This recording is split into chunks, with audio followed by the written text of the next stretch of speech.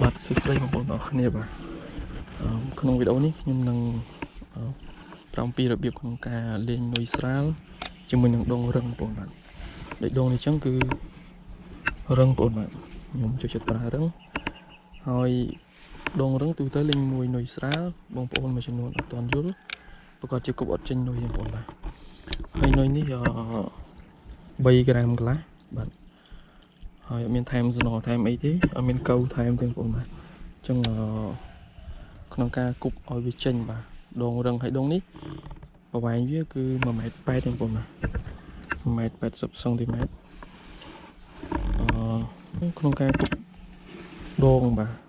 នុយស្រាលឲ្យវាចេញនៅលើដងរឹងហ្នឹងគឺអត់ពិបាកទេគ្រាន់តែបងប្អូនត្រូវបធូរបាទគប់យ៉ាងណាតម្រូវឲ្យកន្លែងហ្វ្រាំងទៅលើស្ពួលហ្នឹងគឺឲ្យវារៀងធូរបាទតែខ្ញុំដាក់ប៉ុណ្្នេះបងប្អូនបាទប៉ុណ្្នេះហើយសំខាន់ទៀតគឺយើងត្រូវមានប្រាំងជំនួយបាទប្រាំងជំនួយដែលយើងទូទៅយើងហៅថាប្រាំងខ្យល់ហ្នឹងបងប្អូនបាទតើតើមានពួកហ្វ្រាំងនេះបានយើងស្រួលលេងជាមួយនឹងដងរឹងតែបើសិនបងប្អូនតិចខ្លាំងជាមួយនឹងពួកហ្វ្រាំងដែលនៅខាងក្រៅយើងអាចមួនៅខាងក្រៅជាបានក៏ល្អដែរបាទអានេះយើងត្រូវបិទបើកដើម្បីស្រេបាទអញ្ចឹងទូទៅគឺខ្ញុំប្រើលេខ3បាទនៅពេលដែលគប់ទៅបងប្អូនបាទគឺវានឹងវិលបាទជាមួយនឹងហ្វ្រាំងនេះបងប្អូនអញ្ចឹងបើយើងមានអាហ្នឹងគឺវានឹងជួយយើងគប់អត់ងាយជាពាក់ហើយគប់បានឆ្ងាយទៀតបាទអញ្ចឹងក្នុងការថ្លឹងបងប្អូនបាទនេះបងប្អូនត្រូវសេរីធ្វើម៉េចឲ្យវាបាននេះបាទវារៀងធូរប៉ុន្តែបើបងប្អូនគប់យូរទៅបងប្អូននឹងស្គាល់បងប្អូនបាទអញ្ចឹងមកលើខ្ញុំតេស្តជូនបងប្អូនបាទអានេះខ្ញុំគប់មកអស់ដៃបងប្អូនបាទ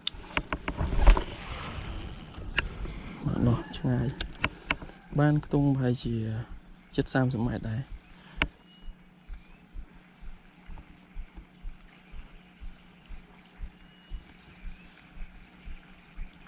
ខ្ញុំនឹងគប់3-4ខ្សែបាទបន្ទាប់គ្នាបាទអត់មានកាត់តយទេ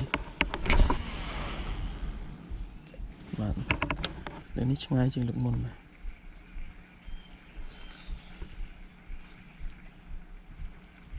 ខ្ញុំអស់មួយបងប្អូនបាទគីឡូមានត្រីខាំដែរ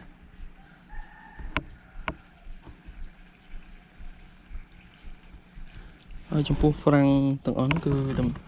សលេងវាគឺស្ទៀងនឹងជាងអាចគិតថា DC ប៉ុន្តែវាអត់លឺសលេងដូច DC ទេអញ្ចឹងបើសិនជាគេថានឹង DC គឺមែនទេបងប្អូនបាទនេះគឺពើកដើមស្បូវនេះគឺវារេចុះរេឡើងតាមខ្យល់បងប្អូនទី3ហើយខ្ញុំគប់នេះគឺប្រជះខ្យល់ដែរបងប្អូនមើលតើពើកតែមកទេដឹងគឺតែមកខាងខ្ញុំអញ្ចឹងខ្យល់គឺមកខាងនោះបាទខ្ញុំគប់មកខ្សែទៀតខ្ញុំគប់មកដៃបងប្អូនបាទដោយសារខ្យល់តិចបងប្អូន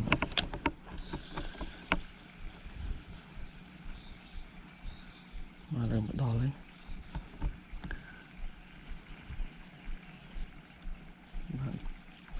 អញ្ចឹងក្នុងការគប់នុយស្រាលជាមួយនឹងដងរឹងបងប្អូនបាទអញ្ចឹងអត់មានត្រូវពិបាកក្នុងការប្រើបងប្អូនទី1យើងត្រូវមានម៉ាស៊ីនដែលមានកម្លាំងហ្វ្រាំងខ្យល់បាទមានយើងបធូរហ្វ្រាំងនេះឲ្យយើងធូរខ្លាំងបាទហើយបាច់កៅទេបងប្អូនបាទហើយក្នុងការគប់បើសិនជាបងប្អូនតិចខ្លាំងបងប្អូនអាចគប់បច្រាស់ខ្យល់ដូចខ្ញុំបាទអញ្ចឹងវាអត់មានបញ្ហាទាំងអស់បាទហើយសារខ្ញុំចូលទៅនេះវានៅក្រោមខ្យល់បាទកន្លែងនេះអញ្ចឹងអត់មានតំបន់ណាដែលខ្ញុំអាចឈរក្រោមខ្យល់លើខ្យល់បានបើសិនជាលើខ្យល់ប្រហែលគប់បានឆ្ងាយជាងនេះទេបងប្អូនបាទហើយវីដេអូមានតែប៉ុណ្្នឹងហើយយើងនឹងជួបគ្នានៅតិចបន្តបាទ